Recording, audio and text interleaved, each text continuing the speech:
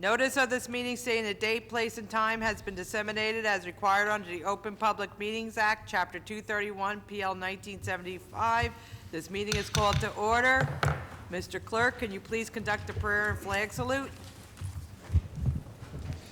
God of the universe, look thou with favor upon these here assembled, and bestow thy guidance upon the members of the governing body in their deliberations. This we ask in thy name. Amen.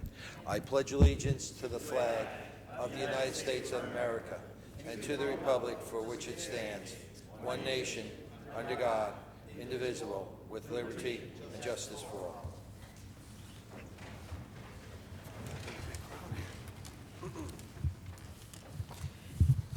In the event of an emergency, the proper method of exiting the council chambers is through the three doors in the rear of the room.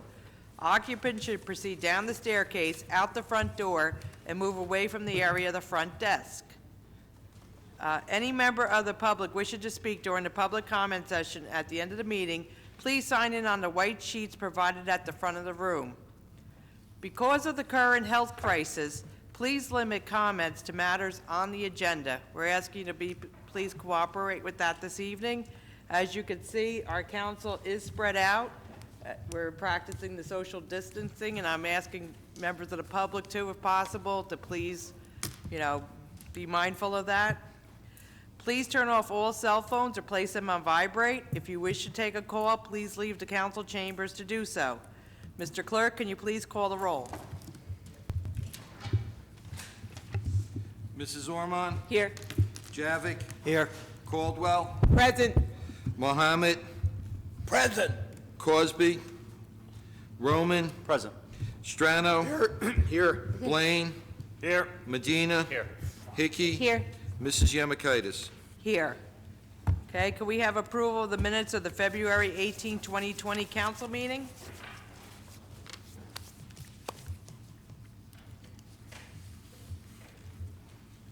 Make a motion to approve the minutes from the February 2019, I'm sorry, February 2020 council conference meeting, and ask for a second. Second.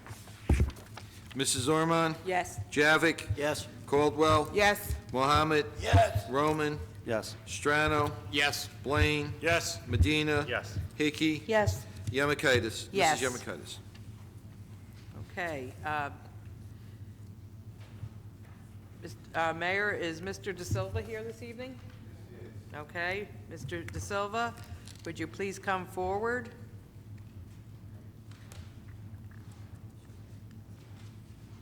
Okay, over here.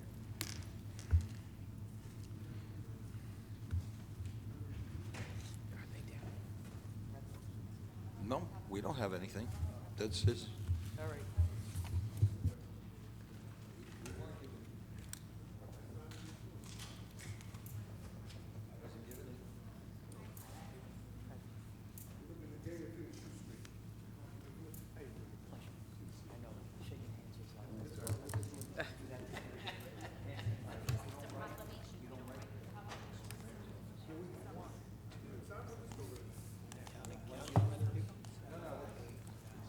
Do it after. Okay. I hear you. Actually, Mr. De Silva, if you could just take a seat for a few minutes. Sorry for A nice practice, doesn't hurt the no more. kabobble. Everything's been a little crazy with everything going on. At this point, I'd like to ask Diane Wilverding to come forward and Councilman Roman to please go to the floor. We have that one, correct? Okay.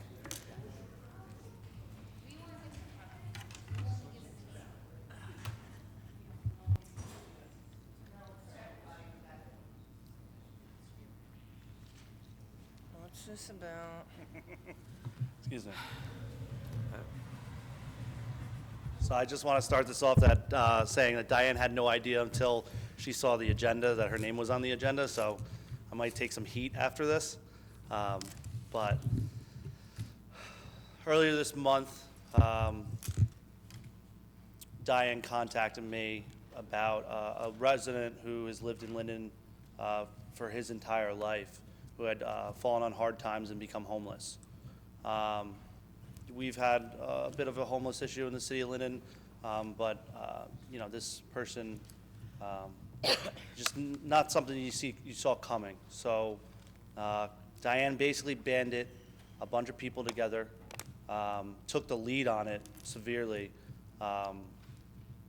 and within days found him a new residence, got him a brand new bed, and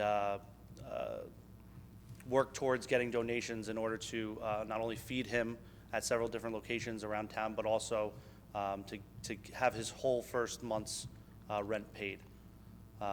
And it wouldn't have happened without Diane. And this person came to me afterwards and, was so thankful that he felt the tears. And it's honestly it all got done because of Diane. And I wanted to explain the situation to the public and also commemorate this in our permanent record for Diane, because it's not all that Diane does. She does a lot for the community, especially the Sixth Ward community and her little street. She knows everyone and she takes care of a lot of people. So I'm going to skip through most of this, and I'm just going to go to whereas Linden has many unsung women who have contributed to the fabric of life in Linden, with Diane Wilverding being one such woman. Diane has been a Sixth Ward resident for over 30 years. We've owned the property 54 years. All right, but so- I've come and gone, yeah. Graduated from Linden High School in 1972 and is a retired art teacher.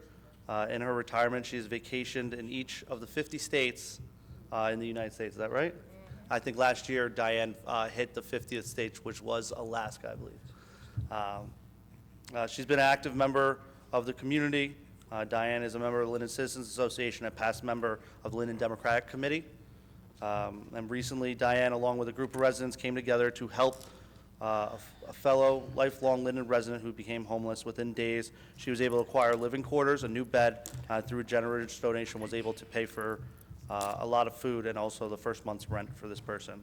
And whereas the mayor and city council in the city of Linden wishes to acknowledge and honor the role of Diane Wilverding, has played in the history of the city of Linden.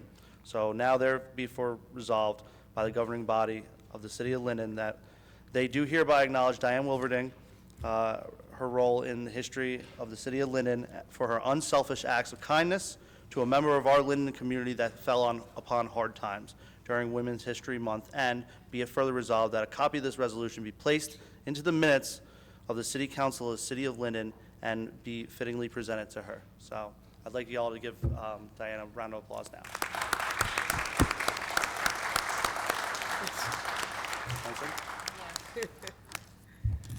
This is a shock and kind of embarrassing because I was brought up, you just do it and you shut up about it.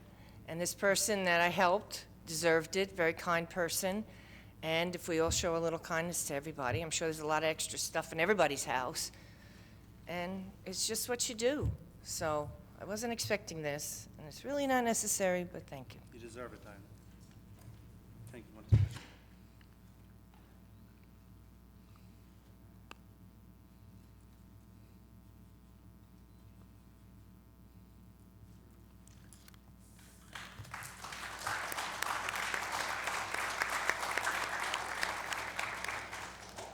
Okay, Mr. De Silva.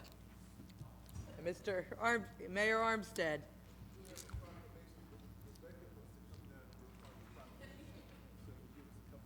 Okay. Is she on her way down?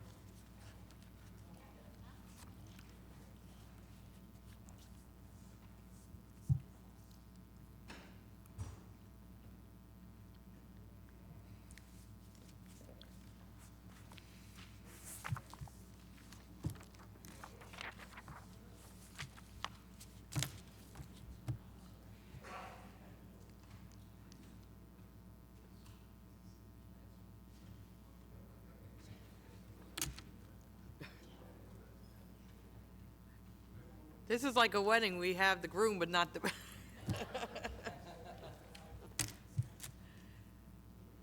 Left at the dais.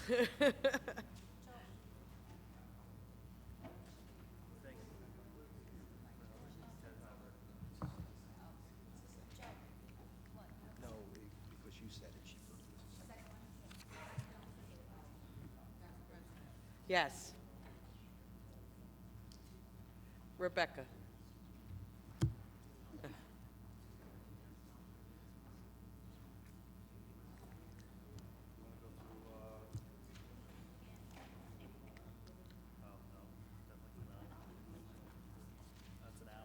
Yeah.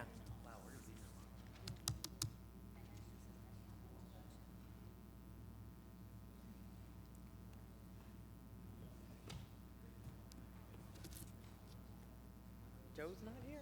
Oh, there he is. Can he start reading the resolution at least, maybe?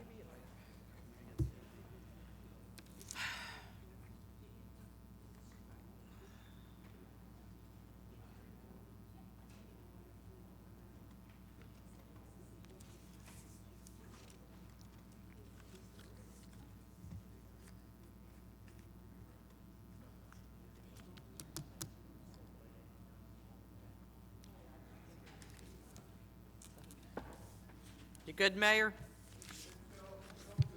Okay. We'll continue with the meeting then.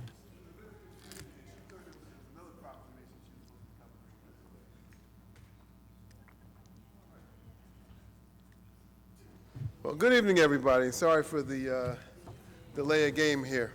I guess you all know there's a saying here in Linden that Linden means basketball, and I don't care. Even our scrubs could go to other towns and play and beat up on people. But this gentleman, I will honestly say, you can't even, scrub is not a word you could use with this guy right here. You've got to watch some of his videos. He's very talented, and you know, maybe he didn't go to the NBA, but I'll tell you something, if you ever watch this guy handle a basketball, you'll have a whole new respect for him. You know, he's outstanding.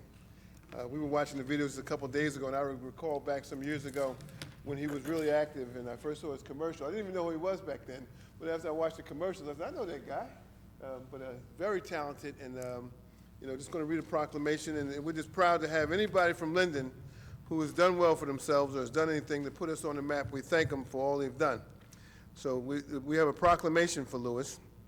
It reads, whereas Louis Da Silva was born on August 3rd, 1982 in Elizabeth, New Jersey. We won't hold that against you. To Louis and Dana. And at the age of 3, Louis and his family moved to Ainsworth Street in Linden, 2nd Ward. See, they wisened up and came to Linden. Whereas Louis Da Silva grew up playing baseball and practicing Aikido, but around the age of 13, he discovered his passion for basketball. Louis honed his basketball skills at Knofsky and Wilson Park, and whereas Louis Da Silva attended Linden High School and played basketball under Coach Phil Colicchio's tutelage in 1998 and 1999. In his senior year, he was scouted by Coach Kevin Boyle and finished his high school basketball career at St. Pat's in Elizabeth. And we're not going to hold that against you either.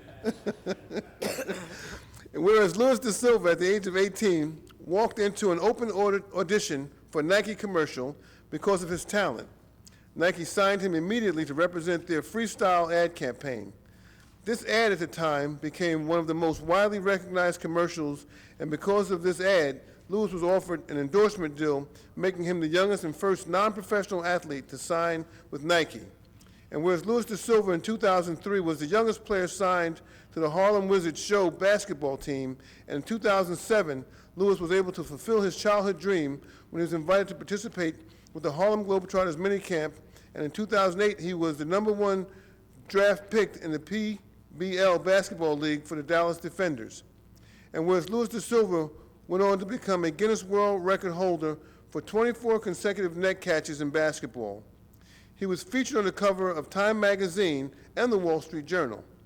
He has also starred in several NBA-themed video games, including LA Rush, produced by Midway Games, and is known by his nickname, Tricks.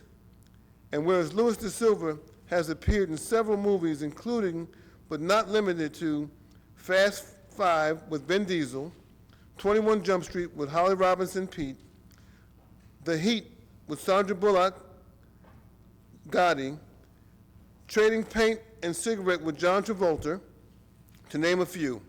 He's also appeared in many television series such as Graceland, Person of Interest, Burn Notice, and Law & Order Criminal Intent.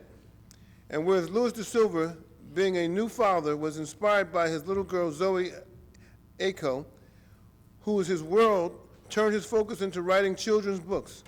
His first book, A Boy Named Boo, he wrote and illustrated since then and illustrated. Since then, he has written Zoe and Toby and the Alphabet Adventures, and presently he has 2 books in the pipeline. And whereas Louis da Silva, when not busy playing basketball, acting, and writing, he spends each moment enjoying his daughter and comes home to Linden, New Jersey, to visit his parents who live in the 7th Ward, Trimley Point section, and his sister Sherry Lynn. Now therefore be proclaimed that I, Derek Armstead, Mayor of the City of Linden, in the state of New Jersey, on the 17th day of March 2020, do hereby proclaim that it is my honor to recognize, applaud, and express admiration for the excellence, commitment, and achievements of Louis da Silva, to his many talents in basketball, acting, and writing, and his positive example that anything in life is possible, and for making the city of Linden proud. And that you have done. He's made us proud. And again, if any of you get a chance, just go to check his videos out. He's outstanding.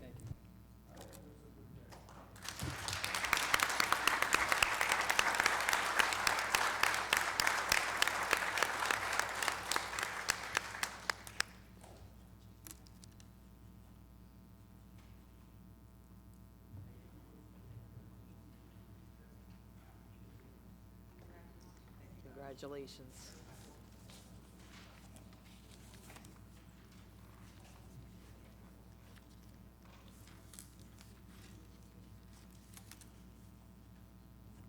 Okay, thank you, Mayor.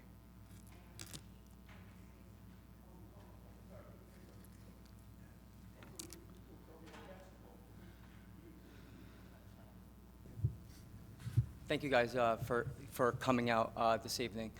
First, I'd like to thank my Lord Savior Jesus Christ, my mom and dad, who would be here, but like most, we're all in quote unquote this hysteria with this COVID-19. But I'm very optimistic, like many, that we are the strongest nation with the most powerful government, and led here by an amazing council and a mayor, that we are going to fight this collectively. Social distance is becoming the new thing-a-days, but just remember that in times like this, what brings us together is a unity. We're all one, and this too shall pass. So I also want to thank the city of Linden for making the environment so safe, because if it wasn't for this city and the officers and mayors and councilmen, I wouldn't have the opportunity to own my craft and dribbling in Wilson Park and Noski, and dribbling up and down Stiles and Wood Ave to whether it's 7-Eleven or Dairy Queen. It was a safe place that I called home, and I really commend you guys in this city and doing a terrific job. And have no fear. I know the media tends to keep everybody in hysteria, but this town does a very, very solid job. I want to thank a couple of individuals. Rebecca, I want to make sure I get the last name correct, and if not, don't chase me with a spaghetti spoon. So it's Rebecca Carens Tapatoli. Close enough. Jennifer Honan, and Jennifer Honan, right? Jennifer Honan works at the club. Thank you so much. I know she's been very helpful. And a couple other individuals that work for the Sheriff's Department, Chris Zeminski, a personal friend who gave me the call from Wally Dixon, who also is a resident here in Linden, and gave me the opportunity back in 2001 to have an open call audition for Nike.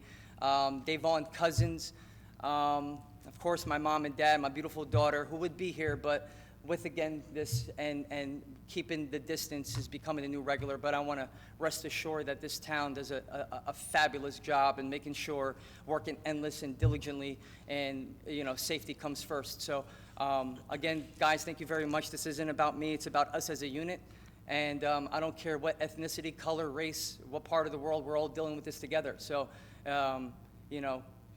let's continue to move forward and work in efforts in making this town as great as it has been before, as it will tomorrow. So I thank you again, and again, Lord Jesus Christ bless me with this opportunity, and I look forward to working with the town and doing more things and fundraisers collectively for the city. I also have 2 published books that are out in Barnes & Nobles, and 3 other ones now that I have downtime that I can't go anywhere. Gyms are closed, no NBA, I'm going crazy, I'm sitting home, so I'm writing more. but I'm going to make efforts to make sure every kindergarten to third grade gets a copy of each book that I have, and do like a little book tour once we, the smoke settles with this in every single public school in the city of Linden. So again, guys, thank you very kindly for the opportunity. Thank you. Thank you. Thank you. Okay, we're going to move on to ordinances on hearing. We're going to start with ordinance 64-5.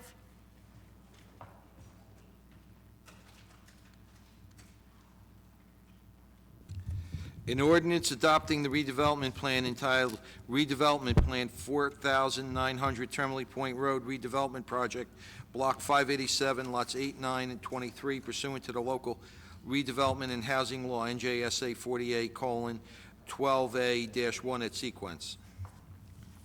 Okay, has the ordinance been properly published and posted? Yes, ma'am.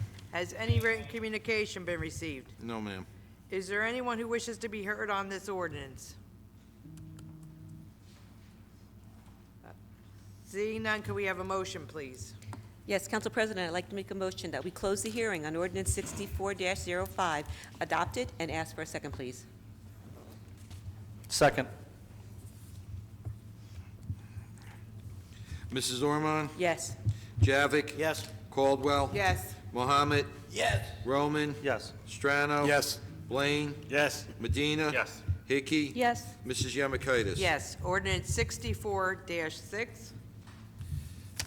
An ordinance adopting an amended plan entitled Municipal Landfill Redevelopment Project Redevelopment Plan pursuant to the local redevelopment and housing law, NJSA 40A:12A-1 at sequence. Has the ordinance been properly published and posted? Yes, ma'am. Has any written communication been received? No, ma'am. Is there anyone who wishes to be heard on this ordinance? Seeing none, could we have a motion, please? Yes, Council President, I'd like to make a motion to close the hearing on ordinance 64-06, adopt it, and ask for a second, please. Second. Mrs. Ormond? Yes. Javik? Yes. Caldwell? Yes. Mohammed? Yes. Roman? Yes. Strano? Yes. Blaine? Yes. Medina? Yes. Hickey? Yes. Mrs. Yemakaitis? Yes. Ordinance 64-7. An ordinance adopting the redevelopment plan entitled Redevelopment Plan, Block 254, Lots 1 through 10, pursuant to the local redevelopment and housing law, NJSA 48:12A-1 at sequence. Has the ordinance been properly published and posted? Yes, ma'am. Has any written communication been received? No, ma'am. Is there anyone who wishes to be heard on this ordinance? Seeing none, could we have a motion, please? Council President, I move to close the public hearing of ordinance number 6407. Move for approval to adopt the redevelopment plan as introduced and reject the planning board's recommendation at this time. I believe that we are prepared to send out a request for a proposal for potential redevelopers of the site, and that the RFP asks the potential redevelopers to identify any market conditions that exist that may require changes to the redevelopment plan, with the appropriateness being on the market to determine. And I request a second. Second. Okay, discussion?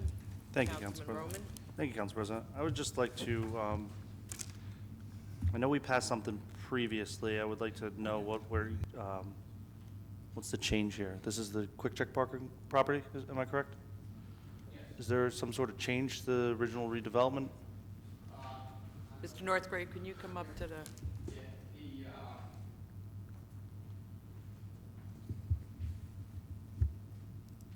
Got it. No, the microphone. Yeah, the microphone. Got it, Yeah. okay. Yeah. We'll start with an apology. I didn't realize I was coming tonight, so excuse the appearance. Certainly no disrespect to any council member.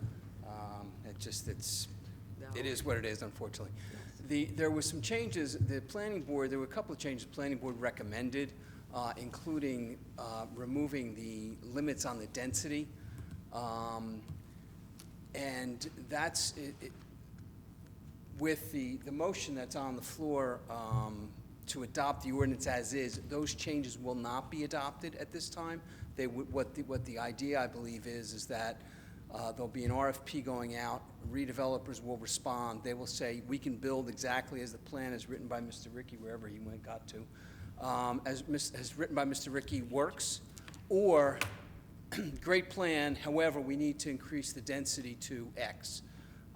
So the planning board initially was saying, why don't we not cap the density? To do that, you would have to reintroduce, make all those changes, and then it would be up for adoption. You'd have another month delay, and candidly, it's probably one of those things that's probably, in my professional opinion, is probably one of those things that's better decided by the market in a response to the RFPs. If there's a issue with the density, you'll see it in the responses, and then the plan, if it needs to be amended, will come back before you in the same process you just went through.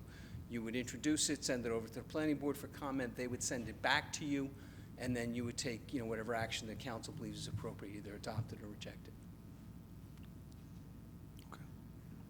Thank you. Did I answer your other- question? Okay. Good enough. Thank you, Any sir. other council members? Okay. We have a motion and a second. Can we have a roll call, please? Yes.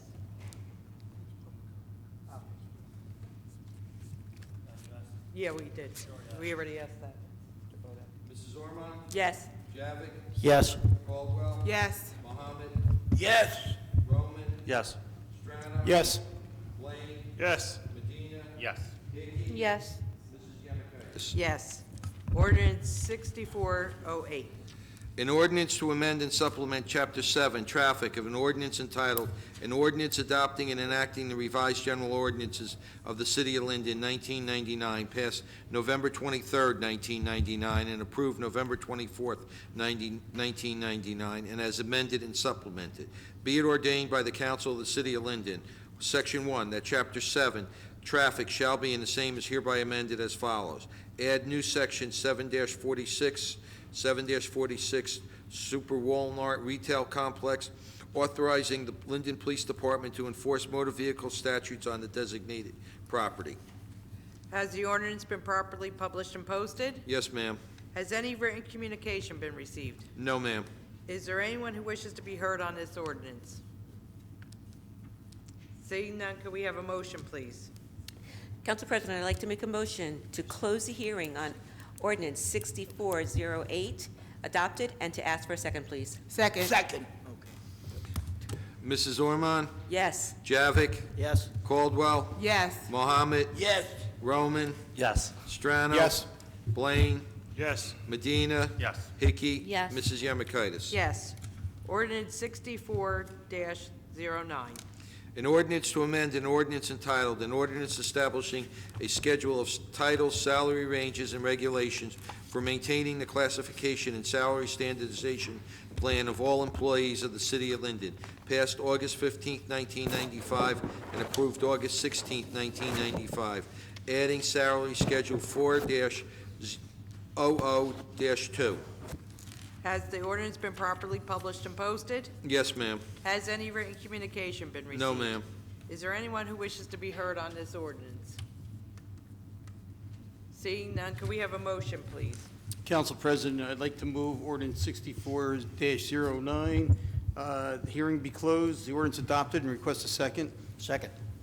Mrs. Ormond? Yes. Javik? Yes. Caldwell? Yes. Mohammed? Yes. Roman? Yes. Strano? Yes. Blaine? Yes. Medina? Yes. Hickey? Yes. Mrs. Yamakonis? Yes. Ordinance 6410. An ordinance to amend and supplement Chapter 31 zoning of an ordinance entitled, an ordinance adopting and enacting the revised general ordinances of the City of Linden, 1999, passed November 23rd, 1999, and approved November 24th, 1999, and as amended and supplemented. Has the ordinance been properly published and posted? Yes, ma'am. Has any written communication been received? No, ma'am. Is there anyone who wishes to be heard on this ordinance? Okay. Please come forward and state your name and address.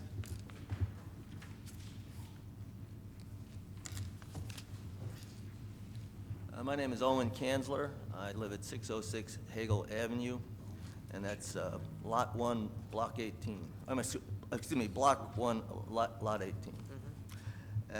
I was looking this ordinance over, and I see that there's certainly some understandable changes in zoning having to do with around the railroad station and the commercial area and so on. But then I look through it, and there's seems to be hundreds of blocks in Linden, lots in Linden, that are zoned single family, and now all of a sudden you're changing it to two family.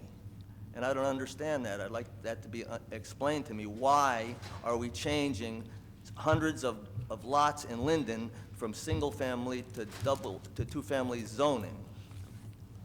And there seems to be enough density in some of these neighborhoods that we don't need two-family zoning. On my street, there's plenty of density, and parking is getting to be a problem because everybody who lives there has multiple cars, and just finding a parking space on the street sometimes is difficult. And you're talking about making hundreds of lots two families, so please explain that to me. I'm going to ask Mr. Ricky, our city planner, to come forward and explain this.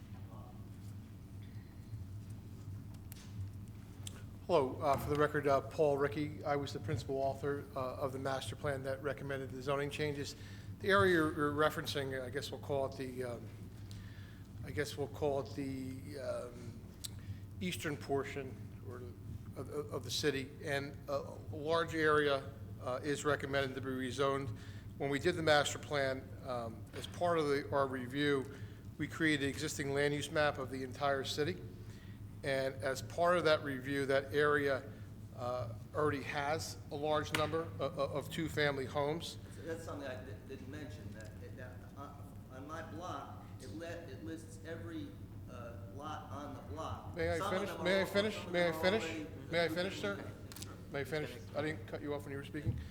That area has a large number of two-family homes. We sat down as a master plan committee. It was an area that the city wanted to encourage reinvestment in as well, and the planning board recommended that area to be rezoned. The city has been allowing two-family homes, which used to be historically on one property, to allow those to be subdivided. It has been very successful in encouraging redevelopment of some older properties in disrepair. And it's something that the planning board wanted to continue in that area of the city. And the fact that there was already a large number of two-family homes in the area, it was found to be largely consistent with the existing land uses out there today. That's pretty much in a nutshell where the recommendation came from. So what you're saying is that by rezoning like that, it's going to encourage improvements, but it's also going to raise density. So I don't understand why we have to do something that's going to raise density like that. We have to have other ways, or people should find other ways to be inspired to improve their properties instead of just raising the density of the neighborhood. And you talked about the two-family homes that are already there. Well, there are a handful of two-family homes. On my block, maybe there's 4 or 5 two-family homes. The rest of them are, they were built that way and it's zoned that way originally, but most of the lots are single family, and throughout the neighborhood there's always been a two-family home here or there that were grandfathered in as far as I'm concerned. But I don't know why we still have to go for this thing where we change the zoning so much that every darn block or every darn lot in the neighborhood is now being zoned two-family. People take advantage of improving their homes by converting them into two-family homes. We're going to have a tremendous density problem over there. It'll be like Elmora and Elizabeth, which is over-densified as far as I'm concerned. Mr. Ricky? Well, I mean, that was the recommendation from the planning board. Like I said, there's a large number of two-family homes. 1 and 2-family homes are permitted throughout the city, with the exception largely of really the Sunnyside area. Otherwise, historically, the city has seen a large number of two-family homes throughout it. This is, I'm trying to explain the rationale that led to the rezoning. I make recommendations, the planning board votes on that, and that's how we. That's their we let it. recommendation from the Yes. planning board. Okay, So thank the you. the planning board is recommending that every lot be changed, every single-family lot in that part of Linden be rezoned two-family. Is that what you're saying? As part of the city's recently adopted master plan, yes, and that is the basis for this zone change. Okay. All right, thank you. Okay, well, I just don't agree with that vision of the planning board. And it wouldn't be the first time that I've seen some awful mistakes made by the planning board. Okay, thank you, sir. Does anybody, please no shouting out during our council meetings. Mr. Kazar, you're out of order.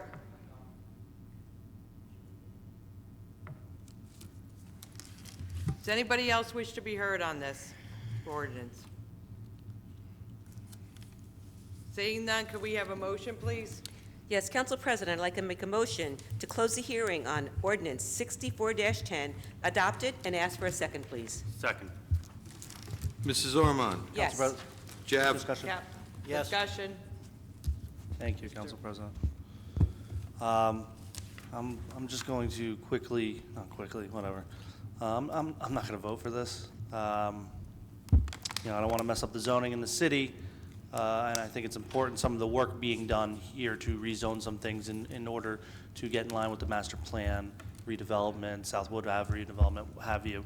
However, trying to understand this ordinance, the only thing I can come to realize is that we are changing a lot of the single-family housing in this city. Say, same where the gentleman was just coming from, or imagine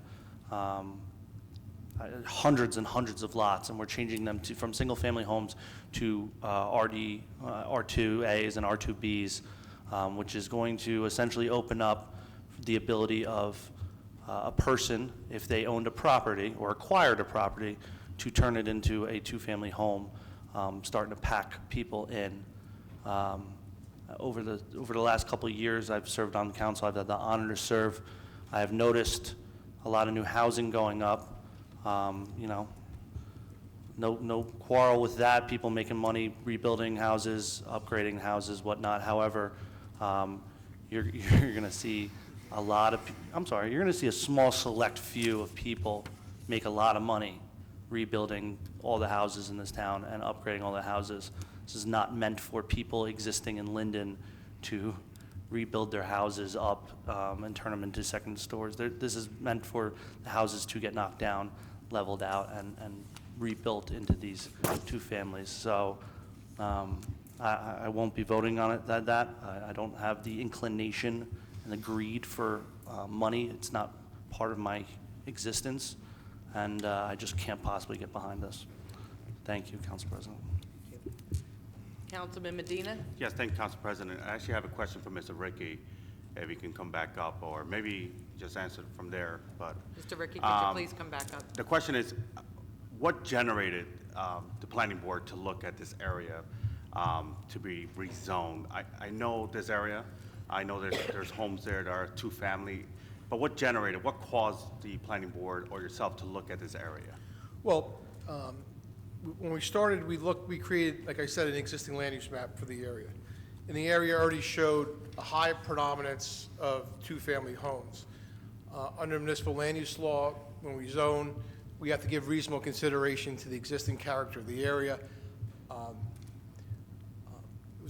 They wanted to encourage reinvestment in this area, and that's, like I said, was the basis for the change. Correct, thank you. And again, I'm sorry for the question, and I wasn't really too familiar with this ordinance. Yeah. I do have some concerns and whatnot. I think the area is well kept, a lot of nice homes in that area. My fear is, obviously, if the homes are currently owned, it's up to that property owner to actually make the change and apply for whatever they need to apply to make it a two-family home. So I'm not saying that this is going to happen right away and higher dense. Go ahead, I'm sorry. I'm sorry, I don't mean to interrupt you, Councilman. Please recognize as well that not all properties would qualify. You would have to have a minimum of a 60-foot lot width. Most of the single-family homes in that area have 50 or 40-foot widths, so most of the properties are not going to qualify for two-family homes. So it's not going to be like, okay, you flip the switch, everyone can now just tear down their house and build a two-family. That's not the case. Beautiful, thank you. You need 6,000 square feet minimum and 60-foot lot width. Thank you for the clarification on that. Plus a variance, so. Okay. Yeah, I just needed clarity, because I came from Elizabeth, and don't hold that against me, Mayor. So I seen what happened in Elizabeth and whatnot, and the high density and no parking available, so that's just my concern. But thank you for clearing that up. Not every single property will qualify for a two-family status and whatnot, so that makes my decision a little bit easier, so thank you so much. Okay. And it basically sounds like you're making a correction, basically, based on the area. Any So other that's what it sounds counsel? like. Thank you. Excuse me. Councilman. To answer your question, Councilwoman, anyone can seek a variance in any zone for any reason in the city. So, yes. Sir, we closed the public comment on this, so if, you can come up again on this, on the public comment. If you'd like to speak to Mr. Ricky, you're more than welcome. Mr. Ricky, would you please speak to this gentleman off record? Okay. Thank you. All right, we have a motion and a second on the floor. Can we have a roll call? Mrs. Ormond? Yes. Javik? Yes. Caldwell? Yes. Mohammed? Yes. Roman? No. Strano? Yes. Blaine? Yes. Medina? Yes. Hickey? Yes. Mrs. Yemakaitis? Yes. Ordinance 6411. An ordinance to amend and supplement Chapter 7, Traffic, of an ordinance entitled, "An Ordinance Adopting and Enacting the Revised General Ordinances of the City of Linden, 1999, passed November 23, 1999, and approved November 24, 1999, and is amended and supplemented. Be it ordained by the Council of the City of Linden, Section 1, that Chapter 7, Traffic, Section 7-10, parking prohibited at all times on certain streets shall be, and the same is hereby amended as follows. 7-10, parking prohibited at all times on certain streets. Name of street, add East Linden Avenue, the north side, north from Carteret direction, and East Linden Avenue south, East Linden Avenue north side, East Linden Avenue south side. Has the ordinance been properly published and posted? Yes, ma'am. Has any written communication been received? No, ma'am. Is there anyone who wishes to be heard on this ordinance? Seeing none, can we have a motion, please? Yes. Council President, I'd like to make a motion to close the hearing on ordinance 64-11, adopted, and ask for a second, please. Second. Mrs. Ormond? Yes. Javik? Yes. Caldwell? Yes. Mohammed? Yes. Roman? Yes. Strano? Yes. Blaine? Yes. Medina? Yes. Hickey? Yes. Mrs. Yemakaitis? Yes. Okay, ordinance 64-12. An ordinance authorizing the sale of Lot 11, Block 537, known as 1610 Clinton Street, on the current tax atlas of the City of Linden.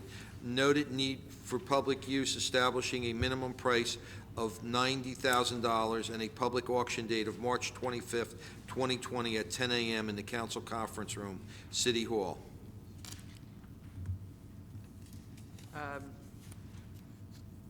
Has the ordinance been properly published and posted?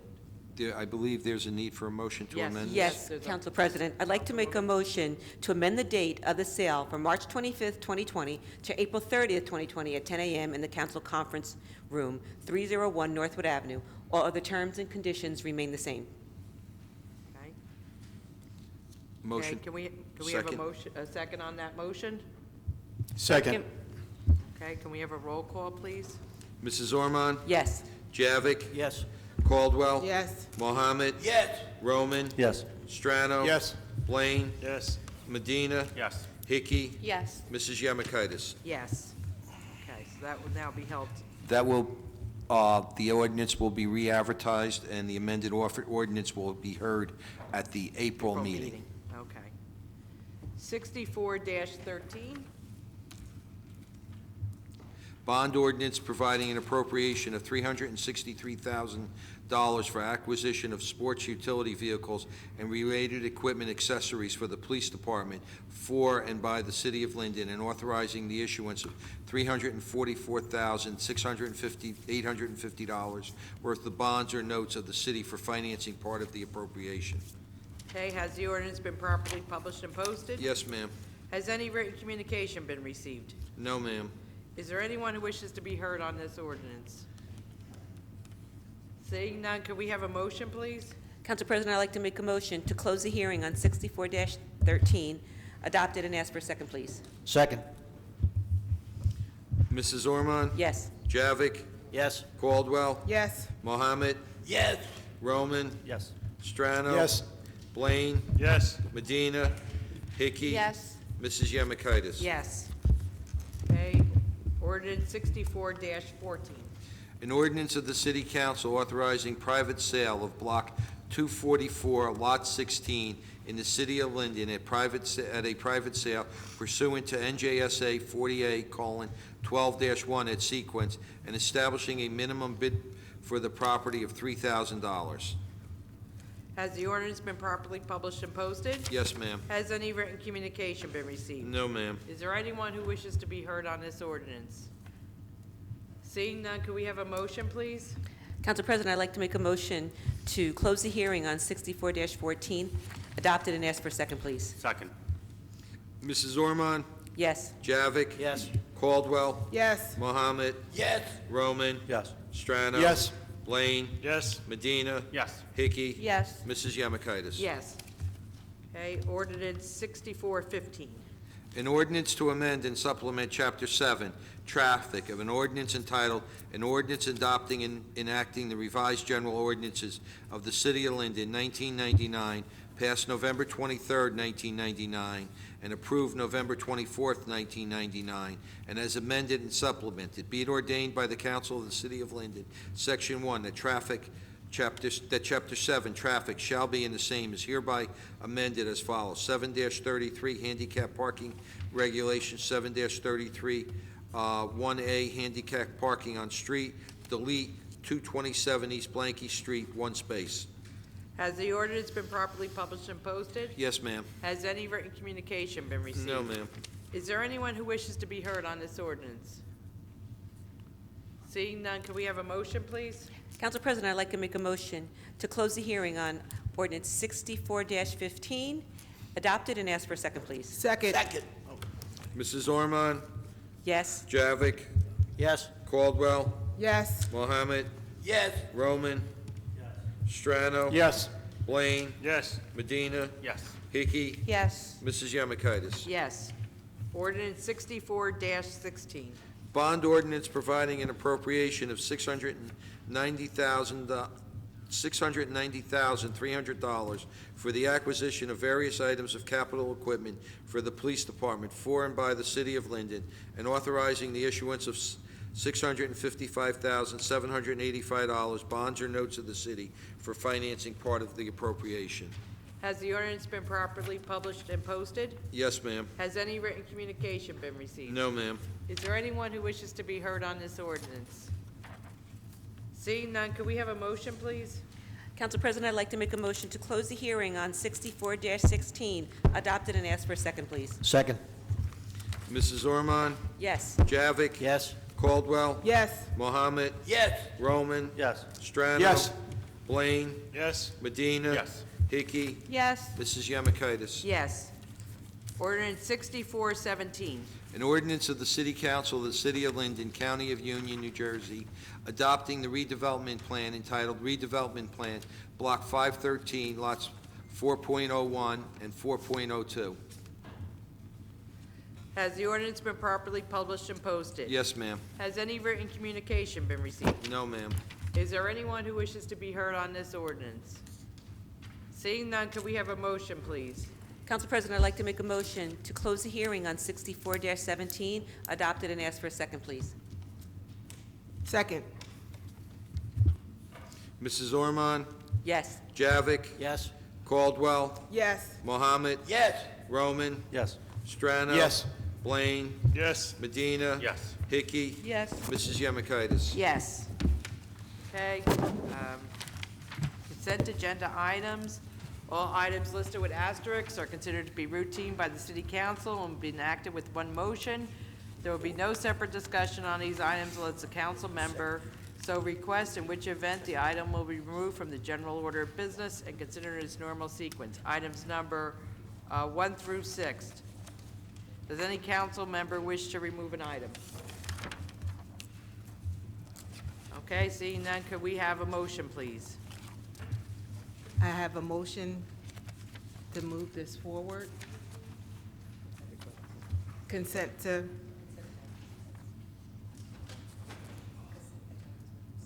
consent to items 1 through 6. And you need a second. And I need a second. Second. Mrs. Ormond?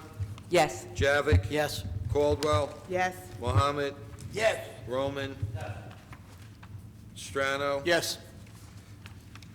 Blaine? Yes. Medina? Yes. Hickey? Yes. Mrs. Yemakaitis? Yes. Okay.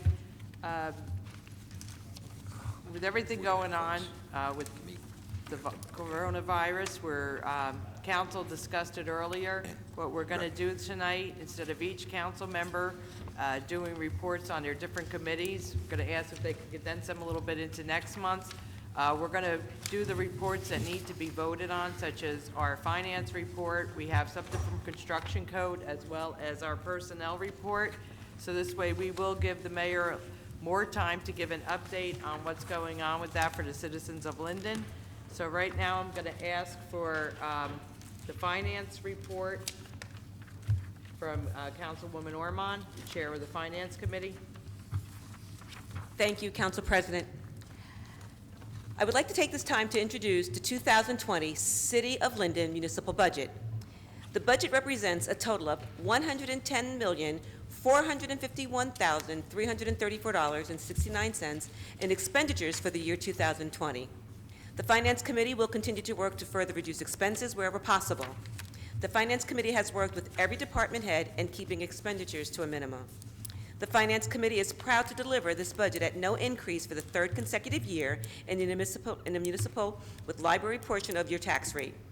Based on the average assessed home value of $131,845, this year's decrease is 67 cents.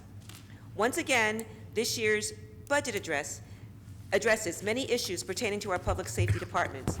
We have added more police and fire to our complements. I would like to thank all the members of the governing body for their assistance and recommendations on the 2020 budget. I would like to especially thank every department head for their dedication and their diligence in preparing their 2020 municipal budget requests.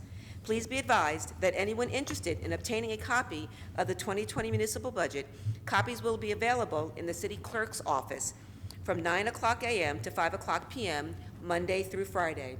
If you are unable to pick up a copy, you may contact the city clerk's office at 908-474-8452, and a copy will be sent to you.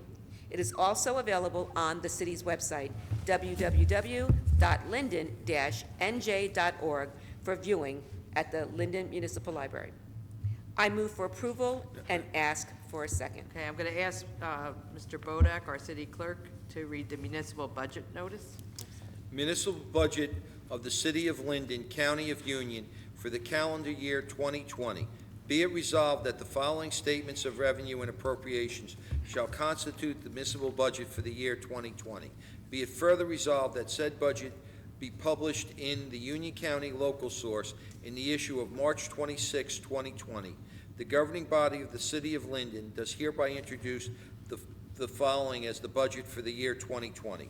Notice is hereby given that the budget and tax resolution was introduced by the governing body of the City of Linden, County of Union on March 17, 2020.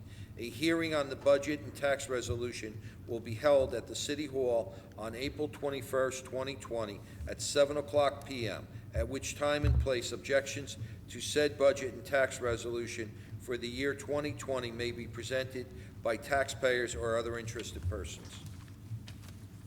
Okay, Motion? can we have a motion, please? Yes, Council President, I move for approval of the 2020 City of Linden municipal budget and ask for a second. Second. Mrs. Ormond? Yes. Javik? Yes. Caldwell? Yes. Mohammed? Yes. Roman? Yes. Strano? Could I have a clarification? Are we introducing or are we approving? Introducing. Okay, so I'm voting yes for introduction.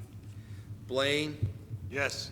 Medina? Yes. Hickey? Yes. Mrs. Yemakaitis? Yes. Okay, Councilwoman Ormond, you have the finance report? Yes, the Budget Review and Finance Committee report. Approval is requested for the following finance actions. The payment of bills totaling $1,230,959.04 have been signed by the Mayor, Council President, and Finance Chairwoman, and a detailed check register and vouchers are on file in the clerk's office. We are in receipt of the investments made by the City Treasurer for the month of February at the rate of 2.75%. I move for approval and ask for a second. Second. Mrs. Ormond? Yes. Javik? Yes. Caldwell? Yes. Mohammed? Yes. Roman? Yes. Strano? Yes. Blaine? Yes. Medina? Yes. Hickey? Yes. Mrs. Yemakaitis? Yes. Okay, I'm going to call on Councilwoman Caldwell for the construction code with the light request. Okay. I'm requesting approval for installation of a street light on East Blanky Street, pole 64476 LD, and I request a second. Second. Mrs. Ormond? Yes. Javik? Yes. Caldwell? Yes. Mohammed? Yes. Roman? Yes. Strano? Yes. Blaine? Yes. Medina? Yes. Hickey? Yes. Mrs. Yemakaitis? Yes. Okay, Councilman Strano, the personnel report? Thank you, Council President. I have the personnel report for March 17th, 2020. I think we have 5 items to go over real quick. Number 1, in the Police Department, A is accepting the resignation of Ed Chabak as a SLE 03 effective March 1st of 2020. B is permission to have Sophia Loren Martinez as an unpaid intern for the period of June 15, 2020 through August 31st of 2020. Number 2 is in the Department of Community Services. In the Division of Public Property, A is the change in title for Gerald Bishop to the internal designation of a department facilitator effective March 18, 2020, with a salary adjustment to $84,563 effective May 11th of 2020. B is the hiring of Veronica Caruso as a laborer at the rate of $15 per hour pending successful completion of all pre-employment requirements effective April 10th of 2020. C is permission to post for 1 laborer in the Department of Community Services. In the Division of Public Works, A is to approve the demotion of Christopher Ott from truck driver to laborer Tier 2 for a period of 10 months at a rate of $15 per hour effective March 13th, 2020, with a reinstatement date of January 1st of 2021. B is a change in title for Ronald Frumenschwanger to Tree Maintenance Worker 2 at the rate of $27.80 per hour and eliminating his current stipend effective March 18th of 2020. C is a change in title for Luke Almakaitis to Equipment Operator / Sewer Inspector at the rate of $37 per hour effective April 7th of 2020. D is a change in title for Glenn Larson to Sanitation Inspector at the annual salary of $80,247 effective March 18th of 2020.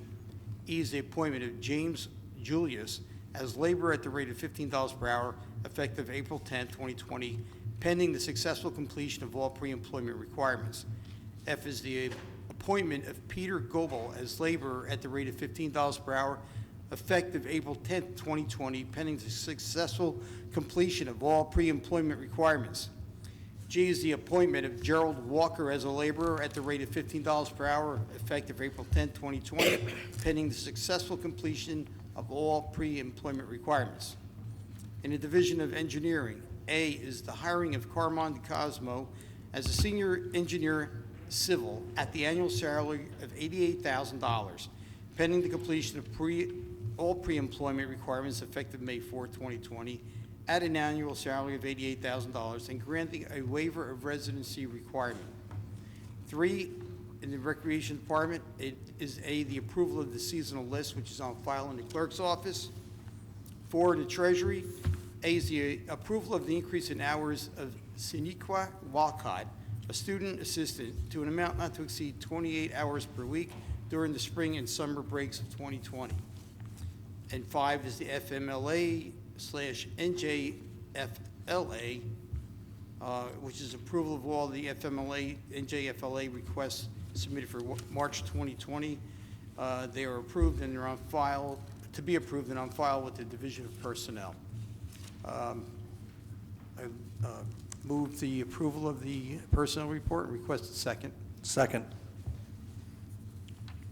Mrs. Ormond? Yes. Javik? Yes.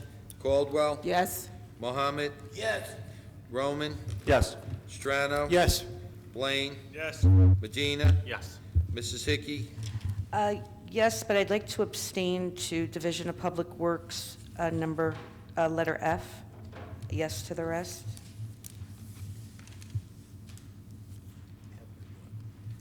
Hang on 1 second. Mrs. Yemakaitis? Yes on all, but I abstain on item number 2 in the Division of Public Works, letter C.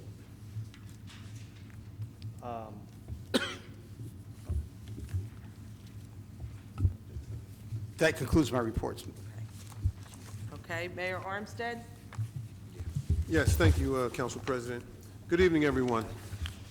First, prior to my report this evening, I'd first like to thank the governing body for helping me to introduce a budget with a zero increase again. This is our third consecutive year of introducing a budget with a zero increase. It's not easy, but, you know, I ask you to sharpen your pencils, and you do it, and time again, we've been able to reduce taxes. And it hasn't been by much this year. We had some anticipated revenue that we didn't receive. We would have liked to lower them a little bit more, but we were unable to. But the end result is we did lower taxes again this year. I believe it's only 60-something cents, but hey, it's not going up. And that's the idea here, is to stabilize taxes and to continue to increase development and increase revenues so that we can continue down this path. And it's our hope that, that others will follow suit, our Board of Education, our county, and adopt the same sort of rationale and try to give the taxpayers a break. So once again, I just want to thank you all for working so hard to make this happen, because, you know, when you lower taxes, it really makes not just you look good, it makes me look good too, and I appreciate that, I really do. You know, at a time when, you know, politics being what it is, sometimes ugly, we just like to continue to be able to lower taxes and do our job, and that is for the people of Linden. They deserve to have stabilized taxes. Okay, well, as you all know, our country at this point, we have a very serious situation here. It's called coronavirus 19, aka COVID number 19. It's very serious, and I think in the beginning people took it very lightly. Some took it lightly, but as you can see by the markets and just the overall sentiment in the country, this is a very serious virus. But as one mentioned earlier, this too shall pass. We'll get through this. I believe that we are the greatest country in the world, and I believe that great countries are comprised of great cities like Linden, and I think if we all pull together, we will weather this storm, and one day we'll look back and see how we've pulled together to overcome this thing. But in any event, 2 days ago, we were notified of our first confirmed case. And I just want to let the people know that the individual is home, he's on home isolation with all the family members, and they've been quarantined. And I know you've heard this before, but I may be a little bit repetitive. But at this point, I think we need to try to adhere to what we refer to as the CDC Recommended Guidelines, and a little common sense. Doing things like washing your hands, for at least 20 seconds with soap and warm water. If soap and water are not available, use hand sanitizer with at least 60% alcohol. Avoid touching your face, especially your mouth, nose, and your eyes. And the term of social distancing is becoming more and more prevalent and is being used by many every day. And this is something that if you even look in the courtroom tonight, you'll see that we try to our very best to stagger our council people so that we could have room and we would exercise in social distancing. That simply means also try not to shake hands. You know, you've seen many people doing elbow bumps and all kinds of neat little things to demonstrate that we're trying to be conscious. So let's do all we can to try to prevent the spread of this particular virus. So, and certainly one thing we don't want to do, we don't want to panic, okay? Because I think all too often when we have these crises, people start panicking. They start doing things that just don't make a lot of sense. We don't want to panic. The world's not coming to an end. And I'll say this again, we are the greatest country in the world, and we have the greatest doctors in the world, and we have some of the greatest cities in the world, led by some great people. And I'll be the first to mention our Office of Emergency Management, our police chief, our fire chief, our Board of Health Director, Nancy Koblis. We collectively work in unison, and we will make sure that we do everything humanly possible to make sure that the residents of Linden are safe. So if you feel sick with a cough, sore throat, or fever, call your family doctor. That you should do first. Do not rush to the emergency room. Chances are, if you rush to the emergency room and you don't have it, you know, you may be exposing yourself to someone there who does have it. And if you do have it and you rush to the emergency room, you put others at jeopardy and at risk. So we ask you not to rush to the emergency room. Call your family doctor. Take his advice. One very important thing here, and I think that we all have to remember, is that the messaging that comes out of this city has to be centralized. The one thing that we don't, because what causes panic is when you have people, everybody's got a different message, they're all on Facebook, the Twitter and everything. This is something that we don't need to be engaged in, okay? I encourage all the council members, if you need to know some information, we have Nancy Koblis, she's our Board of Health Director. She has the information. Go through her, get the information. Call me. I'm working very closely with her. We will make sure that we disseminate the information in a way that is productive and will not create panic. So if you need Nancy Koblis' number, her number is 908-474-8420. Again, that's 908-474-8420. Or you can call the coronavirus emergency hotline, which is 1-800-222-1222. And again, Nancy Koblis, the Board of Health number is 908-474-8420. Now, you may have heard this information before, but I'm going to continue to try to drill down on it to make sure that we all understand just how important it is that we adhere and we disseminate information properly. So, I've been meeting, not just meeting, but we've been involved in a conference call every day at 1 o'clock to discuss this virus and how we as a city, how we as a county can best address this, okay? So again, here's some basic information, some updates as to what's been going on, what we've been discussing. And again, when I say what we've been discussing, it's the leadership throughout the county. It's information provided by the state. It's information that we share with from the police department, our fire department, and our Board of Health. And collectively, we come together and we try to come up with ideas that are going to try to safeguard the public. And guess what? We're not perfect, okay? We're learning as we go, okay? So I'm going to just go over some of the facts that we have here. And again, as of today, Linden has one case of the COVID-19 virus. In the county, there are 15, and statewide, there are 267 confirmed cases. The Linden City Hall, going forward, will be closed to the public starting March 18th, which is tomorrow. Should you need to contact an office, please call my office at 908-474-8493 so you can be directed to the proper department. The Union County offices are also closed. Should you need to contact Union County, you can call them at 908-527-4787 for assistance. Again, that's 908-527-4787. The Linden and Union County parks are open. However, all playground equipment is closed until further notice. There's a reason for that, because children will play on the swings and they can spread that virus if they should come in contact with it. And the last thing we want to do what we're trying to do here is minimize the ways that this particular virus can be spread. So, in Linden, the Department of Public Works, we've suspended sewer maintenance. Alternate street side parking is suspended. There's a rationale behind this reasoning, okay? Many people are home because the children are out of school.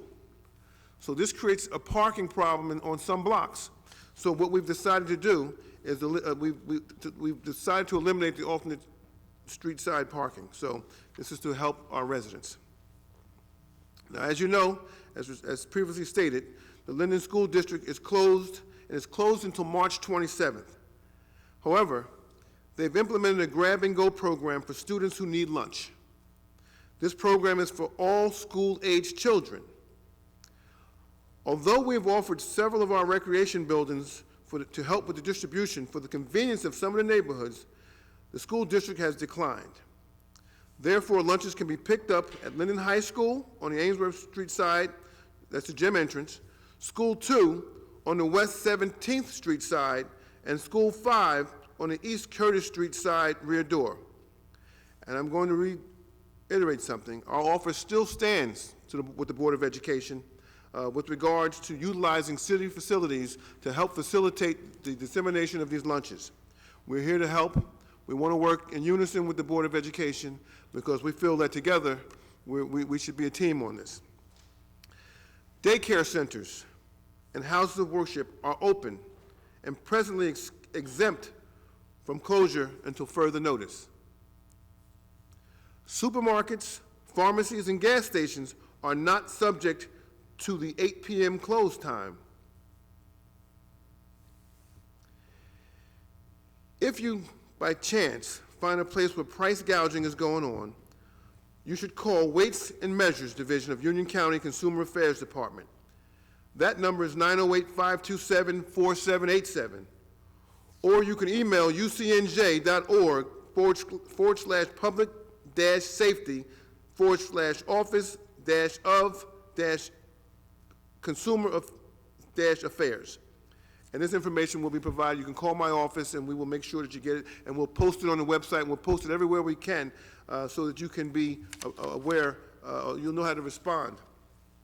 But just to rehash the zero-tolerance policy, in the city of Linden, there will be a zero-tolerance policy for price gouging that prey on consumers concerned by the COVID-19 pandemic. New Jersey's price gouging law prohibits excessive price increases during a declared state of emergency and for 30 days after its termination. Excessive price increases defined as any price that exceeds 10% of the price of the product or service that was sold during the normal course of business. It's illegal in a state of emergency. Price gouging violations are punishable by civil penalties of up to $10,000 for the first offense and $20,000 for the second and subsequent offenses. Consumers are urged to beware of store or online ads for products that claim to cure or prevent COVID-19 or other offers and solicitations related to the virus. Anyone who believes they've seen a case of price gouging can contact the Division of Consumer Affairs at 973-504-6240. A special voicemail box has been set up to address the COVID-19 related price gouging complaints and is being checked regularly, even outside of normal business hours. Consumers should leave the following: his or her name, their contact information, the nature of the complaint, the name and location of the business, the price of the good or service being sold, price prior to the declared state of emergency if known. Consumers are also encouraged to file complaints online by visiting the division's website. Moving right along. Supermarkets, pharmacies, and gas stations are not subject to the 8 p.m. close time. And there were some rumblings today at ShopRite where some of our police officers were accused of not letting or trying to keep 50 or more people from going into the supermarket. I want everyone to know that this is not true. Our police officers are not engaged in trying to prevent people from going into supermarkets. So if you hear that rumor, it is false, totally false. Our police officers, they have a difficult enough time policing the streets. We don't have the time to try to enforce whether or not 50 or less people can go into a supermarket. And we wouldn't do that anyway. So if you hear that, we want you to know that that rumor is totally false. Moving right along. All liquor stores will be closed by 8 p.m. The Linden Municipal Court is closed, but you can reach them by calling 908-474-8423. The Linden Welfare Office at 605 Southwood Avenue is not open to the public, but you can call your social worker at 908-474-8620. And again, these numbers will be posted on Facebook and will be posted on the doors outside of City Hall. The Linden Public Library is closed. The Linden Multipurpose Center is closed. That's on John Street. The Linden PAL building has been closed.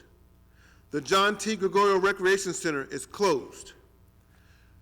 Should any of our seniors become shut in due to this outbreak, please call my office so we can have you receive a hot lunch delivered to your home. My number again is 908-474-8493. Any seniors who were participating at the JTG Center and their meal program will now have meals delivered to them. And again, I'll reiterate, if there are any seniors in this town who are sick or shut in for any reason, whether or not you engage in the Meals for Wheels program or not, you can call our office and we will make sure that you receive a meal lunchtime, a hot meal lunchtime. It is our intention to make sure that we help as many who are affected by this virus comfortable as possible going forward. Theaters and gyms are closed and will remain closed until further notice. Restaurants and bars that service food can remain open only for takeout delivery, only for takeout delivery service, and are not subject to the 8 p.m. close time. Okay, so you can remain open, but you have to have takeout delivery. The governor has asked all residents to please stay home between the hours of 8 p.m. and 5 a.m. This is something that we can't enforce, but we ask that in this time of crisis that you do try to conform to the governor's request. If the company or business you work for should shut down, you can apply for unemployment. You can apply for unemployment online. If you're eligible, the website is myunemployment.nj.gov, and we will also post that information on our website, and we will get it out and disseminate it to as many people as we possibly can via Facebook and via social media, and any way that we possibly can let you know, we will get it out to you.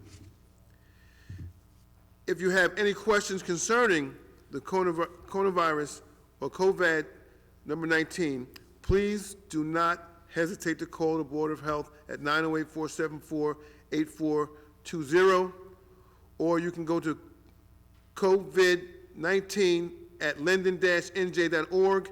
That is an email that we have set up for your convenience.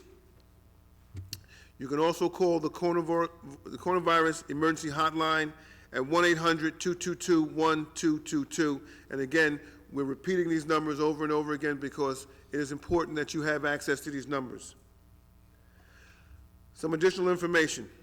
Please note that tomorrow that my office will be calling Verizon and Fios and any internet providers, and we'll ask them for the next 2 weeks while our children are at home and engaged in a distance learning program, that they do not enforce shut-off notices. I don't know how much success we'll have with this, but we're certainly going to outreach to the carriers to see to it that we can help out. Once again, we're in constant communications with the Union County representatives, and we speak to them every day at 1 o'clock in a conference call to receive further updates. We're in constant communications with the governor's office, who continue to provide us with updates. And we want to reaffirm one thing: do not panic. Okay, we will get through this. Working together as a community, we will get through this. We're here to help, and I think, and I've often said that sometimes when things are at their absolute worst, we as human beings could be at our absolute best. So I'm going to close out with that, and thank you all for listening, and please exercise all caution that you possibly can. Thank you all, and God bless you. Thank you, Mayor. As the mayor had mentioned, City Hall will be closed. You will see a sign posted on all our city buildings that look like this, giving the number for the mayor's office, our city clerk's office, our Board of Health, as well as the email to our Board of Health regarding the COVID-19. There's an address there, as well as our construction code and building department. So all these you can contact by phone or email. Any problems, as the mayor had said, please reach out to the mayor's office. That number again is 908-474-8493. Council President, Yes. one more thing. I forgot to mention to everyone this evening, I guess with all the seriousness, happy St. Patrick's Day to all. Thank you, Mayor. I wore my green. All right, we'll move on to resolutions. Okay, Mr. Bodek, can we have a motion to remove, we had an additional resolution number 2020-130. It's a duplicate of 2020-112. Can we have a motion to remove that? Council President, I'd like to make a motion to remove the duplicate resolution 2020-130 and ask for a second, please. Second. Mrs. Orman? Yes. Javik? Yes. Caldwell? Yes. Mohammed? Yes. Roman? Yes. Strano? Yes. Blaine? Yes. Medina? Yes. Hickey? Yes. Mrs. Yemakaitis? Yes. Okay, Mr. Clerk, can you please read the additional resolution number 2020-144? Resolution adopting guidelines for the recording of all government body meetings of the City of Linden. Whereas the City Council of the City of Linden wishes to comply with the spirit and thrust of the New Jersey Supreme Court decision entitled Robert Wayne Torres versus Borough of Pine Hill et al., where the court recognized a citizen's common law right to videotape public meetings. And whereas the decision permits municipalities to adopt guidelines to ensure that the recording of meetings does not disrupt the business of the public body or other citizens' rights of access. And whereas the decision requires that such guidelines must be neutrally adopted, administered, and limited in scope to the stated purpose of preventing disruption. And whereas the City Council, in presenting and adopting this resolution, desires to set forth a designated location to permit the recording of a public meeting. However, the City Council will present an ordinance for first reading at its next regular scheduled meeting for consideration of the guidelines being imposed here, but may also impose additional guidelines after further consideration and discussion. Now therefore be it resolved by the City Council of the City of Linden and the County of Union that 1, the City Council fully supports the decisions in Robert Wayne Torres v. Borough of Pine Hill et al., and the court's recognition of a citizen's common law right to videotape a public meeting. 2, the City Council desires to impose some restrictions immediately and desires to comply with the court's decision by imposing reasonable guidelines to ensure that the recording of meetings does not disrupt the business of the public body or other citizens' rights of access. 3, the City Council designates the last row middle of the main meeting room as the designated location for the recording of said public meetings. 4, the City Council requires all recording to be taken while seated in the council caucus conference room as the designated location for the recording of said public meetings. 5, within the main meeting room, there will be a sign alerting any citizen that such section has been reserved for the recording of said public meeting.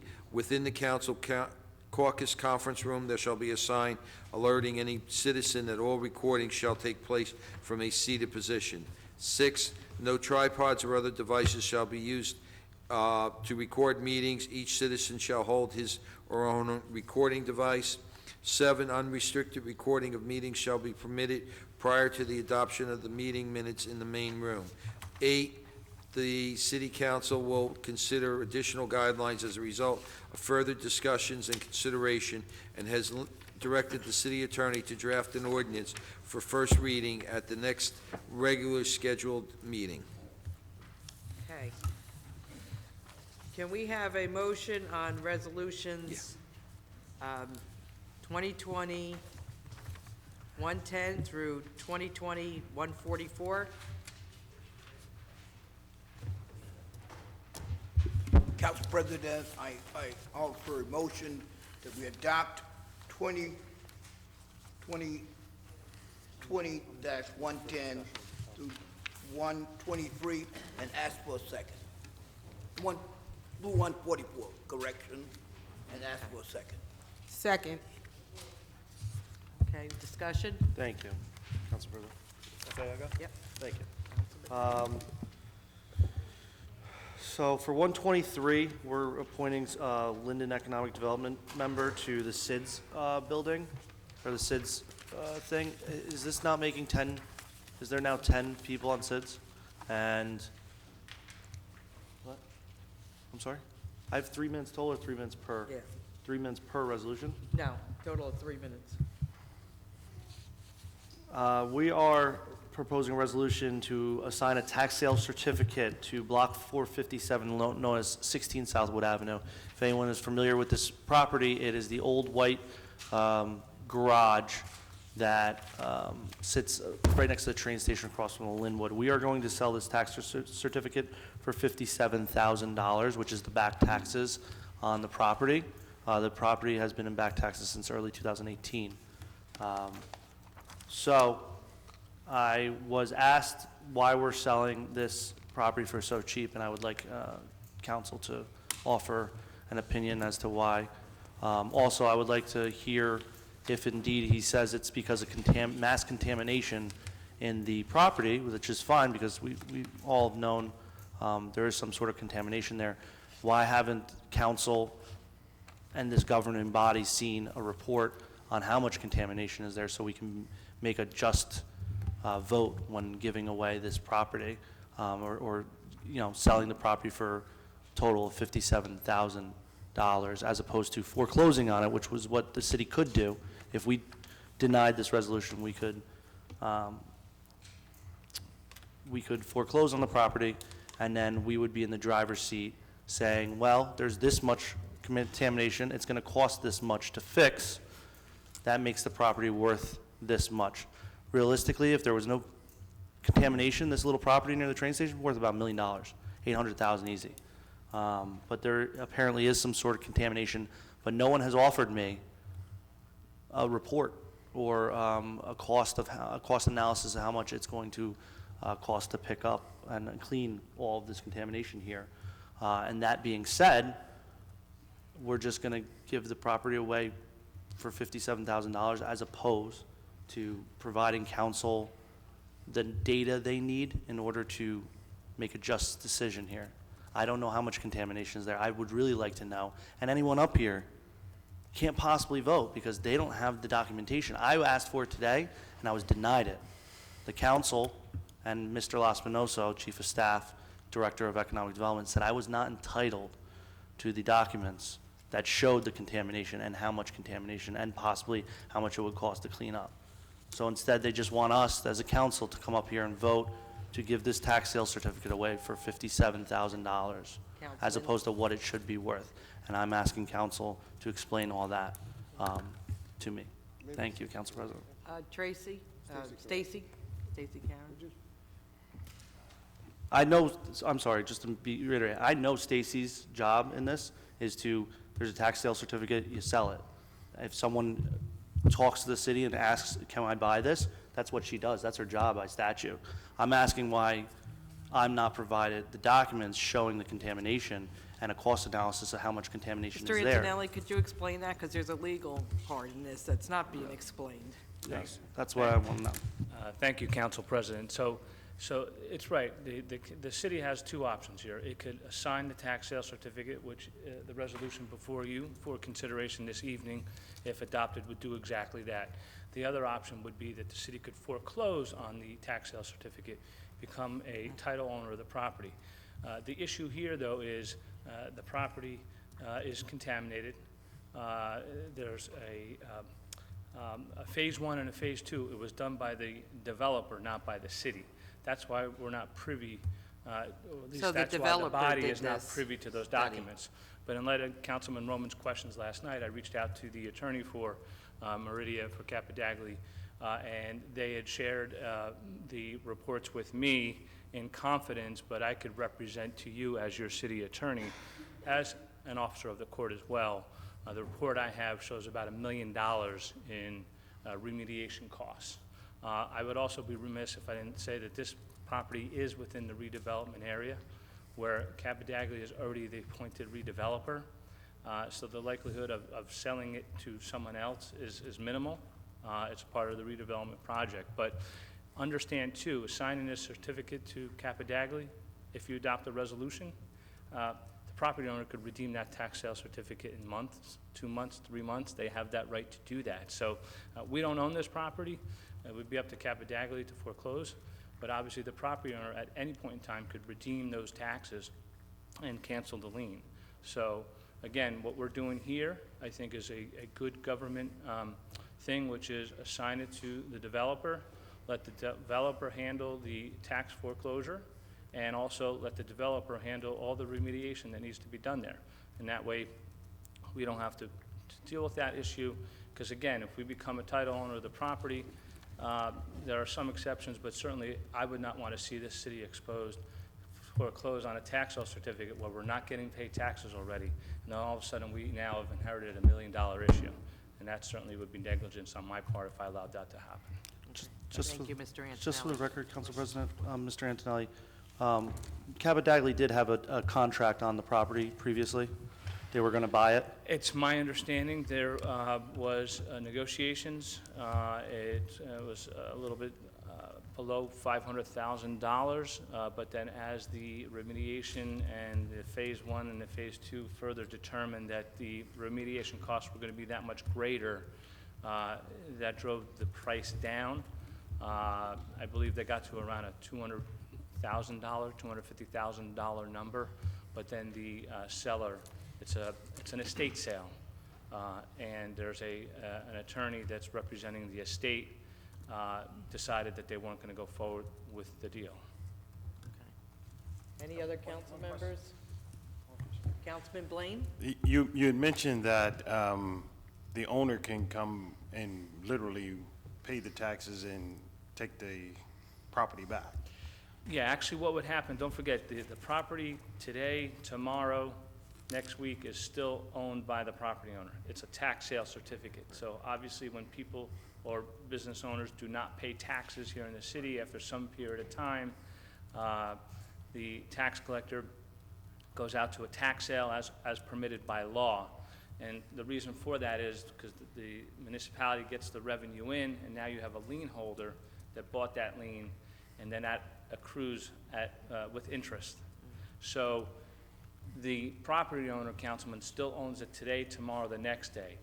whether we assign the tax sale certificate this evening or not, that property owner has a right to redeem that tax sale certificate and would have to pay not only the unpaid taxes that have accrued to date, but also whatever interest and other charges have accrued as well. And what's the time frame that he has to do that? So the municipality, I believe, under the law, a municipality has 6 months to foreclose. Generally, if it's not the municipality, it's 2 years. I believe in this particular instance, because we're assigning it, it would likely be 6 months, but that's for the developer, that's not for us. Thank you. Thank you. Mr. Anthony, just one more question in regards to grants. If we were to hold on to it and foreclose, we would be able to look for grants to remediate the property, state, federal, whatever it may be? Because we're a municipality? I would assume so. Can a developer do that if they, can a private entity, I'm sorry? I'm not too familiar, but I would think that there's probably some programs out there for a private developer as well, because obviously the benefit is to everybody that the property Sure. gets cleaned up Of and course. restored to the tax rolls. Absolutely. Thank you, sir. You're welcome. You want to speak, Mayor? Mr. Antonelli, in your legal opinion, since Capadaglia has filed a tort claim against Councilman Roman for like up to $20 million. He did not. It's against the city, Mayor. It's yeah, against the entire city. Councilman Roman, Because of your Mayor is actions. speaking. Okay. I mean, you're named in it. You're named in it. Of course, he named you and us in it. Can't wait till I have to get Councilman deposed in that, Roman. right? Councilman, you're out of order. What's going to happen when I get deposed in Councilman, that? Can Mayor I- Armstead And I have to has the reveal what I floor. know. You can reveal whatever you want to know. Councilman Roman, Mayor Armstead has the floor. In your professional Mayor, opinion, please. do you think that Capadaglia should be turning over anything to a councilman who's he's named in a tort claim for up to $20 million? I mean, I would just say this, Mayor, I don't think any other member of council was given the report as well. It is a report of the developer. It's private. Obviously, if the city had conducted a Phase 1 or Phase 2, then you would have had access to those documents. And it's typical when you have a development to have the actual developer to pay for the Phase 1 and Phase 2. Isn't that true? Absolutely. So the question becomes, do we trust the Councilman- developer? Councilman, Mayor Armstead is the one that has the floor right now. Mayor, continue. I have no questions. I just agree with the fact that Capadaglia wouldn't turn. I wouldn't turn it over to this governing body, knowing that I mean, we had a council member who he's actually suing. He's actually suing you. You're involved in a tort claim against Capadaglia. He named you. For the record, Council President, is a tort claim notice. He has noticed the city that he could, in the future, up to 2 years, I believe, sue the city. This is just a campaign tactic, in my opinion, and that Councilman Roman. they have no intention to actually sue him. They just want to bash my name during my election, and that's fine. That's totally legal, and I'm Councilman okay Roman, with we're it. moving on to a vote now. Does any other council I just members wanted want to know discuss? Councilman to have- Roman, we're moving I on. just want Thank the you. report to be more comfortable making this decision. Thank you, Council President. Thank you. Anybody else like to speak on this? Okay, can we have a roll call, please? Mrs. Ormond? Yes. Javik? Yes. Caldwell? Yes. Mohammed? Yes. Roman? No. Strano? Yes. Blaine? Yes. Medina? Yes. Hickey? Abstain. Mrs. Yamakaitis? Yes. Okay. We're going to move on to ordinances for consideration. First reading. Starting with ordinance 6418. Bond ordinance providing an appropriation of $715,000 for the acquisition of a fire engine and authorizing the issuance of $679,250 in bonds or notes of the city for financing part of the appropriation. Okay, can we have a motion, please? Council President. Introduction. Council President, I move for introduction of ordinance 6418 and ask for a second. Second. Ormond? Yes. Javik? Yes. Caldwell. Yes. Mohammed. Yes. Roman. Yes. Strano. Yes. Blaine. Yes. Medina. Yes. Hickey. Yes. Mrs. Yemakaitis. Yes. Ordinance 6419. Bond ordinance providing an appropriation of $2,100,000 for various park improvements and authorizing the issuance of $1,531,707 in bonds or notes of the city for financing part of the appropriation. Can we have a motion, please?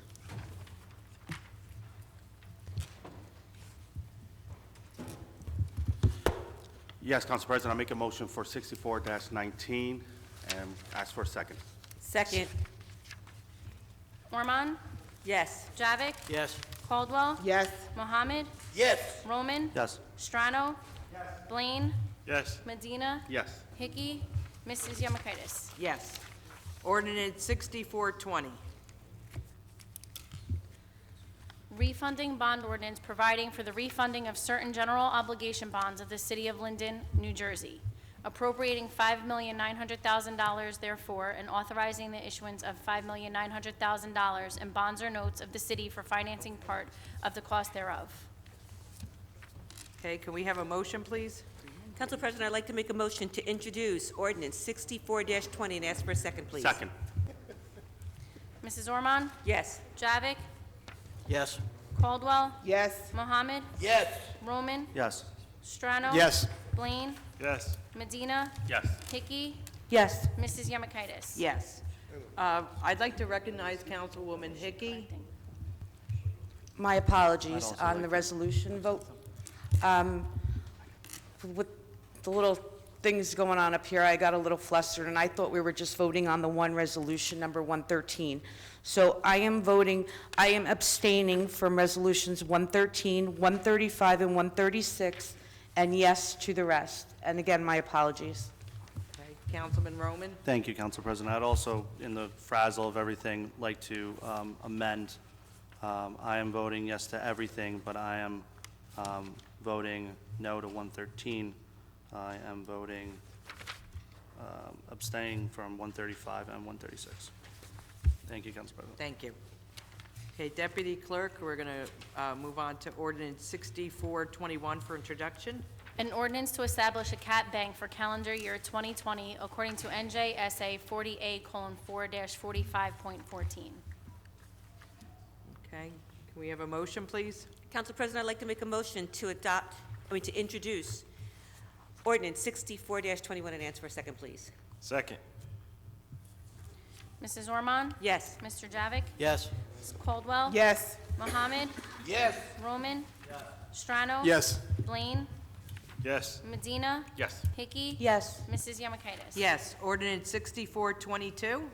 An ordinance adopting the redevelopment plan entitled Redevelopment Plan, Block 587, lots 3.01, 3.02, and 3.03, the LCP site, pursuant to the local redevelopment and housing law, NJSA 40A:12A-1 at sequence. Can we have a motion, please? Council President, I'd like to make a motion to introduce ordinance 64-22 and ask for a second, please. Second. Ormond? Yes. Javik? Yes. Caldwell? Yes. Mohammed? Yes. Roman? Yes. Strano? Yes. Blaine? Yes. Medina? Yes. Hickey? Yes. Mrs. Yemakaitis? Yes. Ordinance 6423. An ordinance to amend an ordinance entitled, an ordinance establishing a schedule of titles, salary ranges, and regulations for maintaining the classification and salary standardization plan of all employees of the city of Linden, passed August 15, 1995, and approved August 16, 1995, adopting salary schedule 4003. Can we have a motion, please? Council President, I'd like to move ordinance number 64-23 for introduction and request a second. Second. Ormond? Yes. Javik? Yes. Caldwell? Yes. Mohammed? Yes. Roman? Yes. Strano? Yes. Blaine? Yes. Medina? Yes. Hickey? Yes. Mrs. Yemakaitis? Yes. Ordinance 6424. An ordinance to amend and supplement Chapter 7 Traffic of an ordinance entitled, an ordinance adopting and enacting the revised general ordinances of the City of Linden, 1999, passed November 23rd, 1999, and approved November 24th, 1999, and as amended and supplemented. Section 1, that Chapter 7 traffic, Section 7-14, parking prohibited during certain hours on certain streets shall be in the same as hereby amended as follows. Add West Blanky Street, South Side, Monday through Friday, 8 a.m. to 4 p.m., from Lexington Avenue to a point 107 feet northeasterly. Okay, can we have a motion, please? Council President, I'd like to make a motion to introduce 64-24 and ask for a second, please. Second. Ormond? Yes. Javik? Yes. Caldwell? Yes. Mohammed? Yes. Roman? Yes. Strano? Yes. Blaine? Yes. Medina? Yes. Hickey? Yes. Mrs. Yemakaitis? Yes. Ordinance 6325. Bond ordinance authorizing various capital improvements for the engineering department and appropriating $408,100 therefore, and authorizing the issuance of $387,695 in bonds or notes to finance part of the cost thereof. Can we have a motion, please, for ordinance 6325? Yes, Council President, I'd like to move ordinance number 6325 for introduction and request a second. Second. Ormond? Yes. Javik? Yes. Caldwell? Yes. Mohammed? Yes. Roman? Yes. Strano? Yes. Blaine? Yes. Medina? Yes. Hickey? Yes. Mrs. Yemakaitis? Yes. Ordinance 6326. An ordinance to amend and supplement Chapter 7 Traffic of an ordinance entitled, An Ordinance Adopting and Enacting the Revised General Ordinances of the City of Linden, 1999, passed November 23rd, 1999, and approved November 24th, 1999, and as amended and supplemented. Be it ordained by the Council of the City of Linden that Section 1, Chapter 7 Traffic shall be, and the same is hereby amended as follows. 7-33 Handicap Parking Regulations, 7-33.1A Handicap Parking on Street. Add near 615 Academy Terrace, 1 space for 53 MacArthur Court, and delete 227 East Blanky Street, 1 space, and 829 Hussa Street, 1 space. Okay, can we have a motion, please? Council President, I'd like to make a motion to introduce ordinance 63-26 and ask for a second. Second. Ormond? Yes. Javik? Yes. Caldwell? Yes. Mohammed? Yes. Roman? Aye. Strano? Yes. Blaine? Yes. Medina? Yes. Hickey? Yes. Mrs. Yemakaitis? Yes. Okay, comments from members of the public in attendance on city business only. No personal, political, or derogatory comments, not to exceed 3 minutes. We're asking that due to the current health crisis, that questions and/or statements be limited to items on the agenda only. So thank you for your cooperation. Okay, I have John Kazor.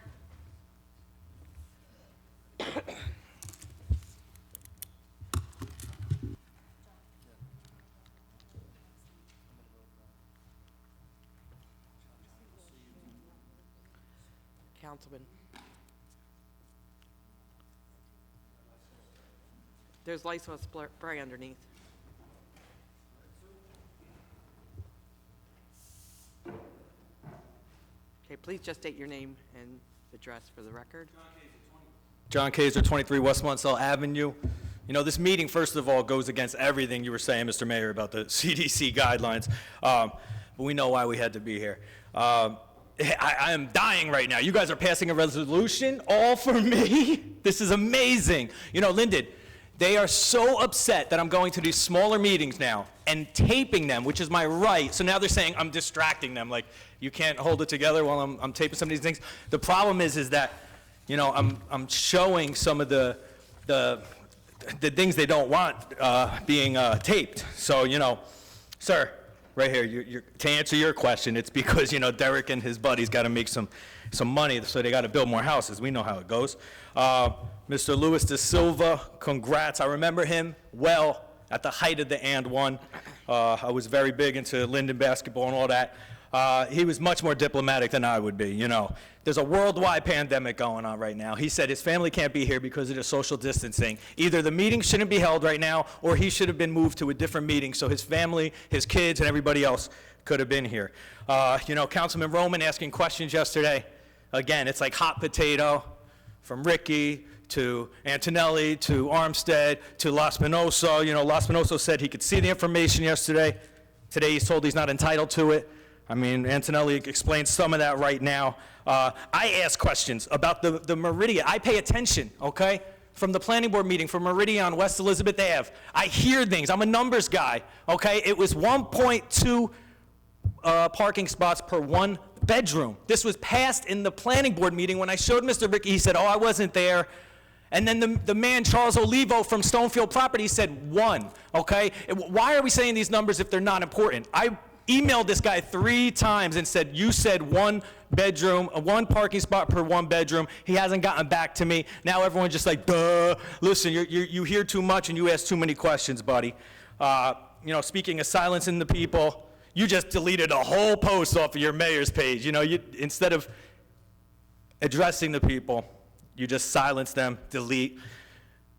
Councilman Roman, I know we have to be careful what we're saying up there. Back in July, I sat up here and I said, what did they do first? They try to censor you, then they try to demonize you, and now we're on to property damage. My councilman, 3 times in the last 2 weeks, has his tires deflated, okay? What's left? Physical injury? Is that where we're at now? Okay? I don't know who it is, but we'll find out. I'll tone it down a little bit throughout this pandemic we have going on right now. I am available if anybody needs any help for the elderly, for anything, any errands, anything I can help with. My phone number is 908-525-5474. Thank you. Thank you for your comments. Okay, can we have a motion to close the public comment section of the meeting? So Council moved. President, I'd like to make, Second. good enough. Okay. Yes. Yes? Caldwell. Yes. Mohammed. Yes. Roman. Yes. Strano. Yes. Blaine. Yes. Medina. Yes. Hickey. Yes. Mrs. Yemakaitis. Yes. Okay, comments from members of the governing body? Anybody wish to speak? Okay. Councilman Roman? Thank you. Just to get it out of the way, council was asked to forego their reports to make way for the much longer mayor's report, which is all the centralized information that you guys need to hear during this time. I wish you nothing but health in the city. My phone number is 908-494-5784. If anyone needs me, I will be in the 6th Ward. I'll also be in the 10th Ward, checking on my mother once in a while. So please call me if you need anything. Thank you, Council President. Yes, I'd first again like to thank council for the fine job they did on the budget again this year and giving the residents of Linden a 0 tax increase. I'd also like to thank the council for this resolution adopting guidelines for recording of the governing body meetings in our caucus sessions. Contrary to what has been stated, we do this because we have to. Unfortunately, because some people just, no matter what, are not going to behave properly. We allowed recording to go on in the council caucus meeting, and then we had an individual who was jumping up and down, taking pictures, putting cameras in people's faces. So we had to come up with, we had Mr. to, Kazar, you're out of order. This So we is the had to second come up with time a- I'm we had to calling come up you with a out way. of order, sir. we had to have some sort of order, and as you can see, we have these rules and guidelines. Officer. Because we have people who don't know how to Mr. behave Kazar, themselves. you're out of order, sir. And again, we do these things because we have people who just don't know how to act at council meetings, and they act out here, and they began acting out in our council caucus, and we decided to draw a line immediately and would not tolerate it, and that's why we have this resolution, so we can have some decorum, and we can have, you can record anything you want in our meeting. You're just going to record from a central point. You're not going to be jumping up and down, sticking cameras in people's faces, trying to record if they're eating candy, if they're having a snack during a caucus meeting. So it had to be done. Okay, Councilwoman Caldwell? I just want to say, I hope all my 3rd Ward neighbors, now, the entire city, stay safe and wash your hands, and I hope everyone stays healthy. And also, 3rd Ward neighbors, I canceled the community meeting on March 26th. Hopefully, we can have one in April. So everyone stay safe and healthy. Okay. Councilman Javik? Yes, I'd like to just say to the citizens of Linden, be safe, be healthy, be responsible, and this will help us all. Thank you. Councilwoman Ormond? Also, just remember, we have elderly citizens in our community, some who may live right next door to you. Please, please, check on them. You don't have to go inside, but please, give them a call, knock on the door, see if they need groceries. The grocery stores are just total madness out there. So please, be kind, be considerate, be compassionate. That elderly person is somebody's grandmother or mother, so please, look out for them as well. Thank you. I'd like to just thank all the council members for being so cooperative, with dispensing of their council reports to give the mayor extra time this month to address the citizens of Linden. Some of our council members are forgoing their comments right now, and I just want to make mention, if you need to contact any of the council members, they're all available during this time. Their numbers and email addresses are on the city website, as well as the mayor's office. They'll get you in contact with the Board of Health if you missed any of the addresses, the email addresses or phone numbers. So please, all that information is on the city website. And on behalf of all the council and the mayor, we wish everybody to please stay well and be safe, everyone. Okay, the following council meetings will be as follows. Council conference meeting, Monday, April 20th, 2020 at 6 p.m. in the council conference room, City Hall. Council conference meeting prior to the council meeting, Tuesday, April 21st at 6 p.m. at the council conference room, City Hall. Council meeting Tuesday, April 21st, 2020 at 7 p.m. in the council chambers in City Hall. Can we have a motion to adjourn? Motion to adjourn. Can we have a second? Second. Mrs. Ormond? Yes. Javik? Yes. Caldwell? Yes. Mohammed? Yes. Roman? Yes. Strano? Yes. Blaine? Yes. Medina? Hickey? Yes. Mrs. Yemakaitis? Yes.